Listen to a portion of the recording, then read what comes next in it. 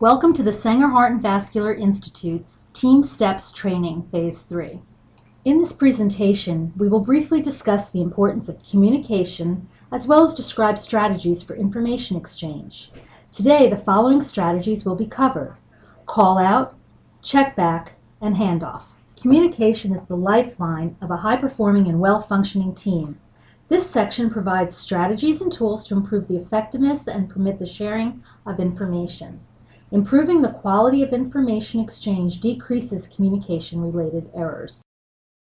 Communication is an important component of the team process because it serves as a supporting structure for teamwork. Communication skills interplay directly with leadership, situation monitoring, and mutual support. The following strategies can potentially reduce errors associated with miscommunication or lack of information: call-outs, checkbacks, and handoffs. These strategies are simple to integrate into daily practice and have been shown to improve team performance. Call-out is a tactic used to communicate critical information during an emergent event. Critical information called out during these situations helps the team anticipate and prepare for the next steps in patient care. It also benefits a recorder when present during a code or emergent event. Our important aspect of a call-out is directing the information to a specific individual. Dr. Dean, it looks like these decelerations are getting even more severe. Dr. Dean, do you think we should consider a C-section? No, not yet, anyway. This looks okay. Dr. Dean, the baby's heart rate's been in the 60s. Let's continue to monitor. It's been like this for 3 minutes. So, how did the call-outs made by the nurse and the intern aid the team during this emergent event? Well, one, critical verbal confirmation concerning the presence of abnormal fetal monitoring data. Two, the team was anticipating future actions, including possible surgery and a call to the attending physician. Three, the information was directed by name to Dr. Dean for response and feedback. Checkback is a closed-loop communication strategy used to verify and validate information exchanged. This strategy involves the sender initiating a message, the receiver accepting the message and confirming that it was communicated, and the sender verifying that the message was received. Typically, information is called out anticipating a response on any order which must be checked back. For example, the information call out BP is falling 80/48 down from 90/60. In this example, the sender expects the information to be verified and validated and should receive a follow-up order that must be acknowledged with a checkback. Let's view a video demonstrating checkback. 1 gram of calcium gluconate diluted in 100 milliliters of normal saline IV for an hour. Confirm that 1 gram calcium gluconate diluted in 100 milliliters of normal saline IV over an hour? Correct. In this video, the pharmacist was the sender and the resident was the receiver. Did you notice that the pharmacist closed the loop by saying correct? Communication errors avoided in this scenario include the following: the pharmacist did not rely on memory to give the correct dosing information. The resident wrote the exact dosing instructions to avoid dependence on memory and was able to use those notes to check back with the pharmacist.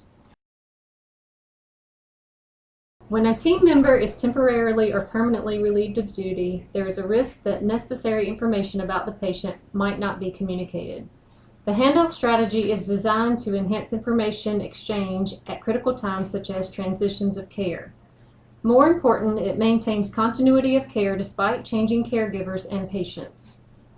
Handoffs include the transfer of knowledge and information about the degree of uncertainty, response to treatment, recent changes in condition and circumstances, and the plan.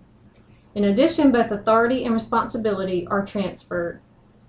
Lack of clarity about who is responsible for care and for decision-making has often been a major contributor to medical error as identified in root cause analysis of sentinel events and poor outcomes. During transitions of care, handoff is the opportunity to ask questions, seek clarity, and confirm information. Handoff strategies provide accurate information about patient care, treatment services, response to treatment, current condition, any recent or anticipated changes in the patient's condition, as well as the plan of care. Handoff maintains continuity of care despite the changing caregivers and patient. Use of the handoff technique can also decrease medical errors through effective sharing of information. A proper handoff includes all the components listed on this slide.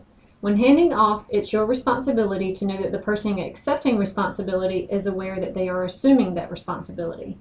You are accountable to ensure both parties are aware of the transfer responsibility. When uncertainty exists, you are required to make sure all parties are clear on their responsibilities before the transfer is completed. You cannot assume that the person obtaining responsibility will read or understand written or nonverbal communication. Until it is acknowledged that the handoff is understood and accepted, you cannot relinquish your responsibility. Handoffs are a good time to review and have a new pair of eyes evaluate the situation for both safety and quality. Hi Carla, this is Liza Colby, one of the RNs down in recovery room, ready for report on Dr. Daniel's patient, Mrs. Angie Peters. Angie Peters, 54 years old, going to room 416, bed 2 on 4 East. Status post-total thyroidectomy this morning, doing well now. BP 120/85, heart rate 80, temperature 37 degrees Celsius, O2 is up to 97% on 2 liters, and pain is 2 out of 10. Surgery was remarkable for a large thyroid, no pre-op issues. She's a Jehovah's Witness, so no blood products, but she is a full code. Her advanced directives are in the front of the chart. We have one safety concern, hypocalcemia. Dr. Daniels, the attending, ordered calcium levels Q12 hours because she's worried about possible hypocalcemia. So monitor pins and needles, muscle cramps, and shortness of breath. You'll need to review these symptoms when she's fully awake. Normal saline IV is running at 100 cc's per hour. Meds are metoprolol, 50 milligram prior to surgery, and we just gave her 4 milligrams of morphine. Urine output is good. Foley's to be DC'd in the morning. I'll let transport team know to ask for you. That is Carla Lopez, right? What else can I tell you? Yes, that's right. You've got all the information right. Good question. There are no known drug allergies.